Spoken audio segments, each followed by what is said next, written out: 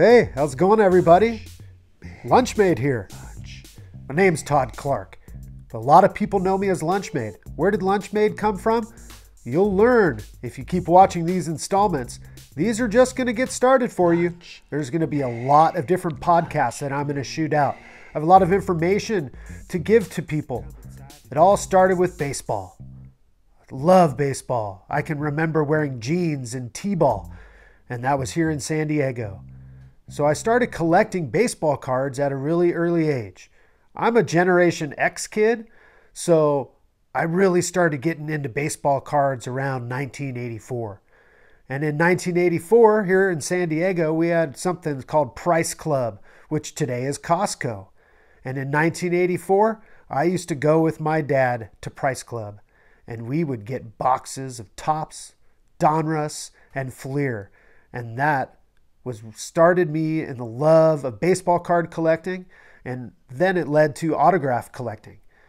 But one thing I wanted to talk about today was a little bit of baseball card knowledge that I have about a brand called O-Pee-Chee. Now, O-Pee-Chee is a Canadian-based brand that it's actually started way back in the early 1900s in Canada.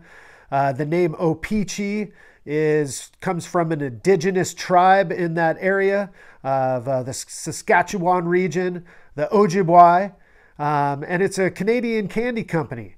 They did, in the 1930s, they did some baseball, some hockey, some football, and then they kind of took a hiatus until the 60s. And in 1965, mid-60s, they joined a marketing agreement with Topps. And we all know Topps baseball cards. And so from 1965 to 1992, O-Pee-Chee mimicked the Topps look of the standard release of Topps baseball every year.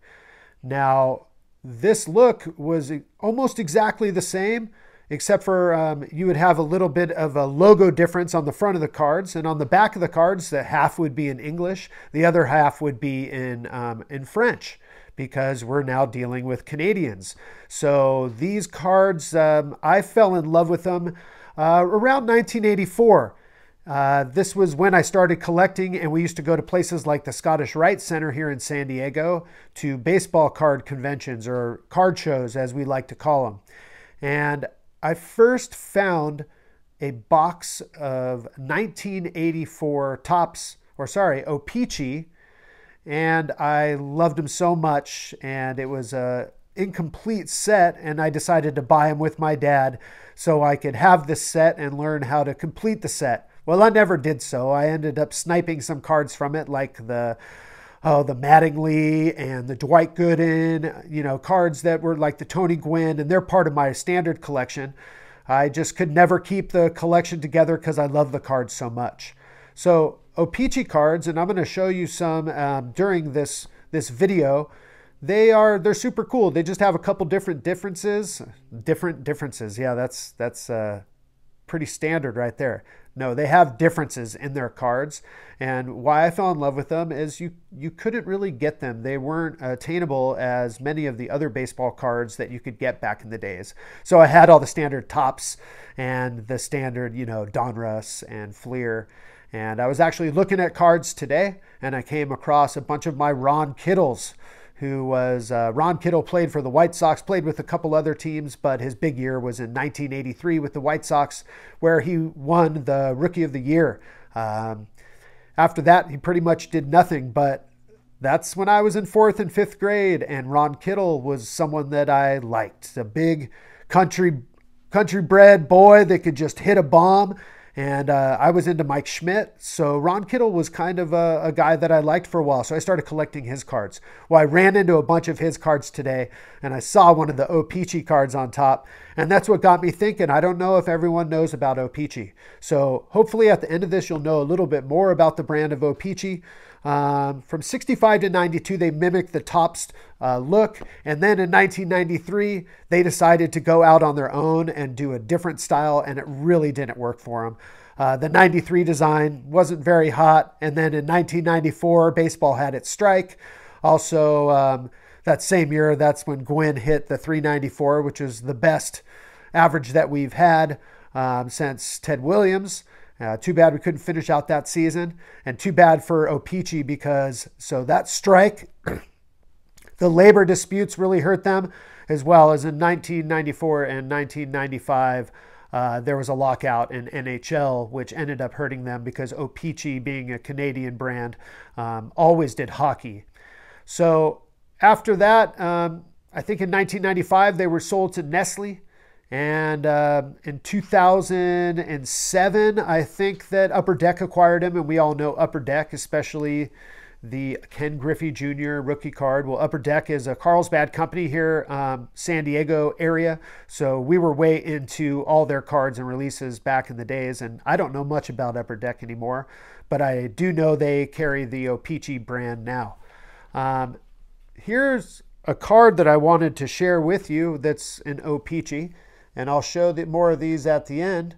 So Delino DeShields was one of my favorite players growing up. I love the Expos hat. And the one thing that's cool about O-Pee-Chee is this card here was never released in the United States. It also, on the front of the card, this is started in around 88, they started to put the actual French in the front of the card as well. This is autographed by Delino DeShields. I picked it up on eBay last year, and it means a lot to me because I love those Expos with Larry Walker and the big unit and Marquise Grissom and Delino DeShields. And now his son plays for the Indians. I don't know how much playing time he's going to get behind Oscar Mercado and my boy La Mole Franimil Reyes, who's out there as well. So here's another card that I picked up that it's a Ron Kittle. It's a Ron Kittle autograph, and it's a variant 1984 Topps design. What's cool about this is it's got his autograph, and it was always something that I wanted, and it was different from what I always saw in 84 when I collected. I'm going to show you my actual cards that I had from 84 at the end of this video, and they'll show you, I think, 83 Fleer, some 84 Fleer, and then the 84 Topps as well as the 84 O-Pee-Chee. So hopefully that you like to collect baseball cards and collect autographs. And another thing, Delino DeShields, big fan of Delino DeShields.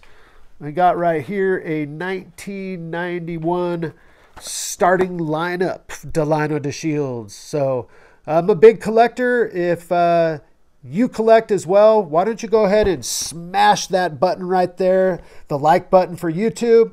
You can subscribe to my channel. You can follow me on Twitter at Lunchmade. My name's Todd Clark. I'm going to be bringing these to you quite a bit. Hopefully you'll like them. That music is made by yours truly as well on GarageBand, and I'm learning how to make these on iMovie. So it's going to be a learning curve and process, and hopefully podcast by podcast they get more interesting, and people will start to follow them a little more, and you get to learn a little bit about the knowledge that I have through baseball, through cooking, through hot peppers, through music, and also fantasy sports. I'm a big time nerd. So thanks a lot for your time, and take care. We'll speak to you soon. Bye.